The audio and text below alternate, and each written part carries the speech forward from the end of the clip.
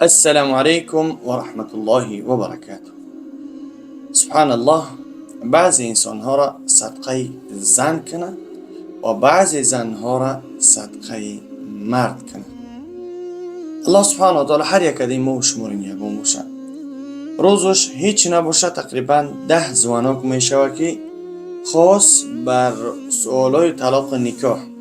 از همتان خواهش، از همتان معذرت میخوام که سوال و جوابای نکاح و طلاق را مراجعت به یعنی مفتیات تاجیکستان بکنین. از همتان خواهش خاص به خاطر الله، اگر که در مسکو باشین یعنی جای قاضیات و مفتیات مسکو، هر کدام شهر باشین همونجا مسجد مفتی قاضی داره که اویدی همین سوال و جواب شما هستن. اکثر چون زنگ میزنن یعنی میگن که سبحان الله یکی نخواست یکی در سر قرم زن جواب بدم، چیکار کنم؟ یا که مثال بعضیش ای نفهمیو گفت گپا میخزه غضبش میکنه، یا که مثال بعضیش هستن بردارا که ادین ایکس بیت بازی میکنن، یا که راکت اینی که بعضی بدبختا رکلامش میکنن ادین ایکس بیت، یا که راکت دیگه و دیگه مثال ده همونها بازی میکنن در سر قرشان غضب و نالوگ میشن و چون مینن با زنک جنگ جنجال میکنن، زنک از در بیرون میکنن. الله سبحانه و تعالی هر یک ما و شما رو توفیق هدایت بده. همون انسانانی که غضبناک میشین نسبت خواهر یک مسلمان که دختری کدامی هست لطو کوبش میکنین که از در بیرونش میکنین، یعنی فکر کنین که شما را بگه فرزنددار میشین، نسبت دختری شما همین گونه رفتار کنین چخیل میشین، یا که نسبت اپا و خواهر شما همین گونه رفتار کنن چخیل میشین شما. البته قهرتون میکنن، غضبتون میکنن. یعنی الحمدلله، یعنی زن بهترین نعمت روی دنیا هست. یعنی رسول اکرم صلی الله علیه وسلم میفرماید که الجنة تحت اقدام امهاتکم، جنت زیر پای مادران شما هستند. یعنی او برای تو اویله باشه، برای فرزندای تو مادر است.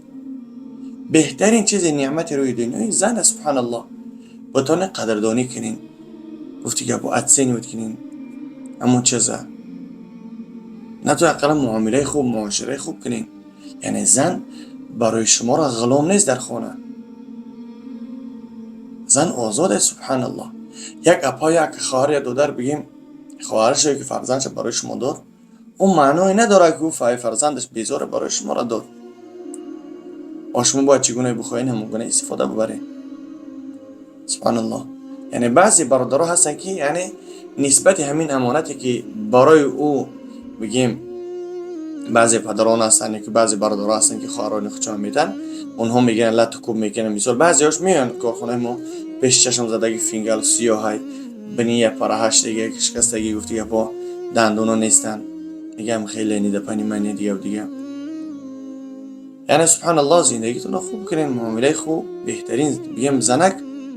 یعنی یک سبحان الله یک دوخیچک بیار، یعنی خودم شدم یک دوخیچک بیار امیر برای زن توفه که قیمتی نیست، این رکلام نیست. مثلا امیر در کارخانه ما هستن 400 روبل 500 روبل 300 روبل نیکی خوشبوی خوب داره، میگی نه زنک جان برای ته.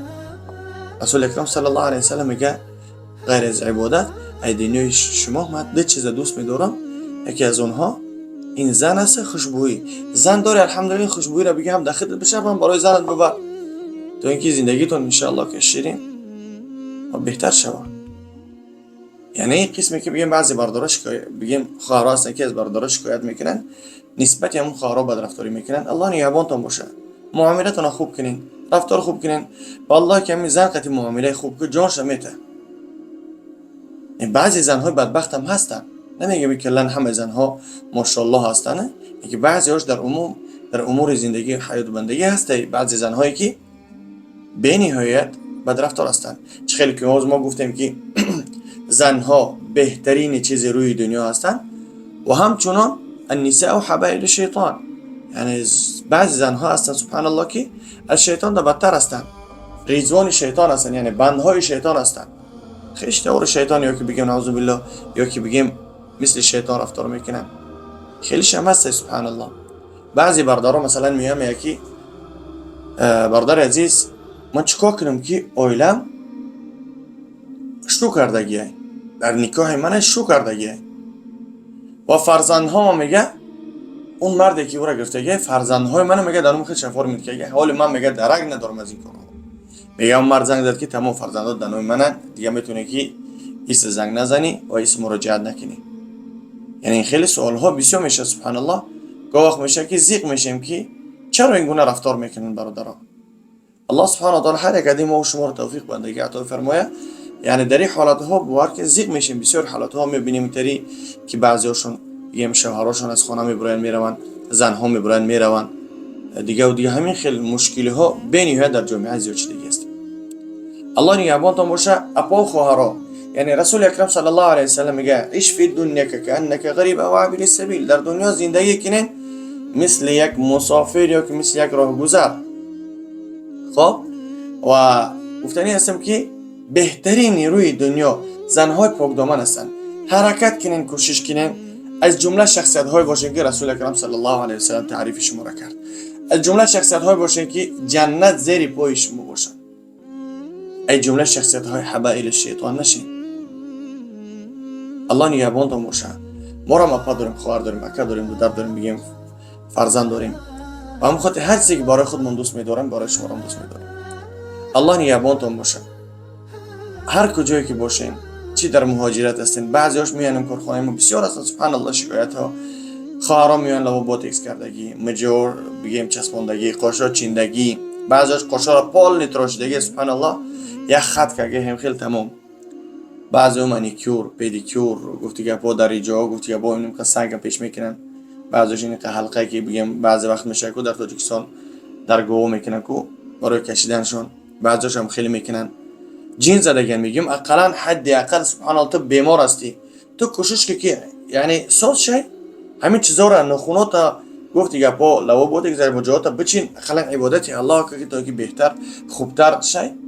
نه سبحان الله میکنیم با میان پگاش میان پگاجش میانم خیلی بعد ما اهمیت نمیدیم. همون گونه انسانانی که یعنی همینجا میگم خاص به خاطر الله اپایی که بگیم قاشاتونو میچینین التماس کن خانمانایی خاص به خاطر الله. اپایی خواهرایی که بگیم نخون دارین، لک دارین، مانیکور دارین، التماس خاص به خاطر الله نایین. انسانانی که جینس میپوشین، بروگ میپوشین، کارخانه منایین، لباس خوب پوشین، عورتتون رو محکم کنین. بگیم که بوتکس میگین مجا میچسبونین دیگه و دیگه خبر بالا میکنین، بروگ جینس دیگه میپوشین، التماس خاص به خاطر الله و کارخانه ما رو همین گونه نایین. آمدین ناخوناتون رو بگیرین، معامله خوب، رفتار خوب تر کنین، ستر پوشین، حجاب پوشین.